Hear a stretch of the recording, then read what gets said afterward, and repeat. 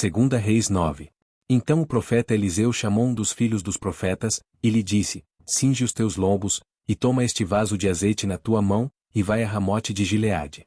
E, chegando lá, vê onde está Jeú, filho de Jeosafá, filho de Ninsi, entra, e faze que ele se levante do meio de seus irmãos, e leva-o à câmara interior. E toma o vaso de azeite, e derrama-o sobre a sua cabeça, e dize, assim diz o Senhor, ungi-te rei sobre Israel. Então abre a porta, foge, e não te detenhas. Foi, pois, o moço, o jovem profeta, a Ramote de Gileade.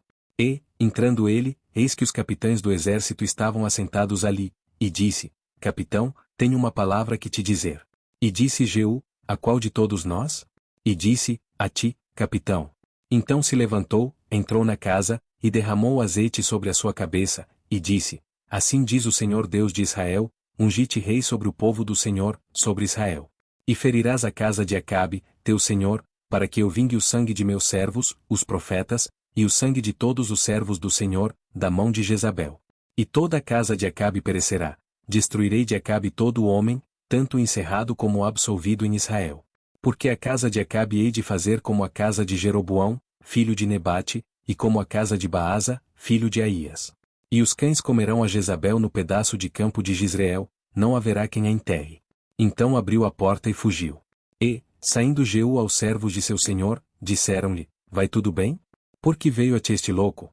E ele lhes disse, bem conheceis o homem e o seu falar. Mas eles disseram, é mentira, agora faze-nos saber. E disse, assim e assim me falou, a saber, assim diz o Senhor, ungi-te rei sobre Israel. Então se apressaram, tomando cada um a sua roupa puseram debaixo dele, no mais alto degrau, e tocaram a buzina e disseram, Jeú reina. Assim Jeú, filho de Jeosafá, filho de Ninsi, conspirou contra Jorão. Tinha, porém, Jorão cercado a Ramote de Gileade, ele e todo Israel, por causa de Azael, rei da Síria. Porém o rei Jorão voltou para se curar em Jizreel das feridas que os sírios lhe fizeram, quando pelejou contra Azael, rei da Síria. E disse Jeú, se é da vossa vontade, ninguém saia da cidade, nem escape, para ir denunciar isto em Jizreel.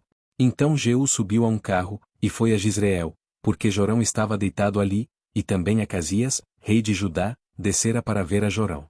E o atalaia estava na torre de Jizreel, e viu a tropa de Jeú, que vinha, e disse, vejo uma tropa. Então disse Jorão, toma um cavaleiro, e envia-lhe ao encontro, e diga, a paz?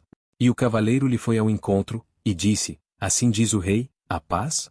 E disse Jeú, que tens tu que fazer com a paz? Passa-te para trás de mim. E o atalaia o fez saber, dizendo, chegou a eles o mensageiro, porém não volta. Então enviou outro cavaleiro. Chegando este a eles, disse, assim diz o rei, a paz? E disse Jeú, que tens tu que fazer com a paz? Passa-te para trás de mim. E o atalaia o fez saber, dizendo, também este chegou a eles, porém não volta, e o andar parece como o andar de Jeú, filho de Ninsi, porque anda furiosamente. Então disse Jorão, aparelha o carro. E aparelharam o seu carro. E saiu Jorão, rei de Israel, e Acasias, rei de Judá, cada um em seu carro, e saíram ao encontro de Jeú, e o acharam no pedaço de campo de Nabote, o Jizreelita. E sucedeu que, vendo Jorão a Jeú, disse, a paz, Jeú? E disse ele, que paz, enquanto as prostituições da tua mãe Jezabel e as suas feitiçarias são tantas? Então Jorão voltou as mãos e fugiu, e disse a Acasias, traição a Acasias. Mas Jeú entesou o seu arco com toda a força, e feriu a Jorão entre os braços, e a flecha lhe saiu pelo coração, e ele caiu no seu carro.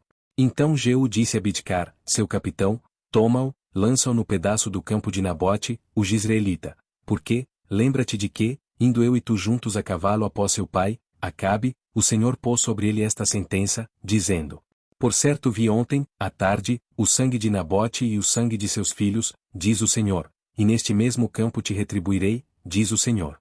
Agora, pois, toma-o e lança-o neste campo, conforme a palavra do Senhor.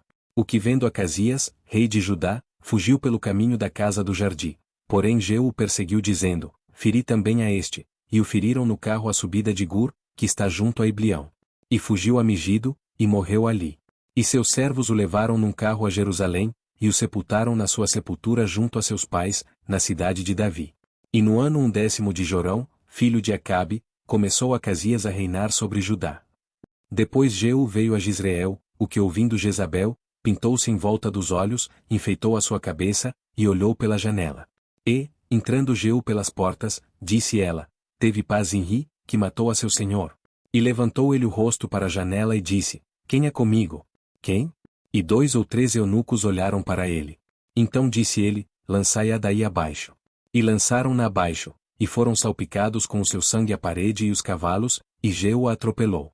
Entrando ele e havendo comido e bebido, disse, olhai por aquela maldita, e sepultai-a, porque é filha de rei. E foram para sepultar, porém não acharam dela senão somente a caveira, os pés e as palmas das mãos.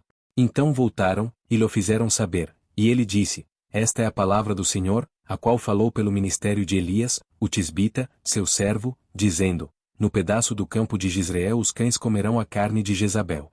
E o cadáver de Jezabel será como esterco sobre o campo, na herdade de Jezreel, de modo que não se possa dizer, esta é Jezabel.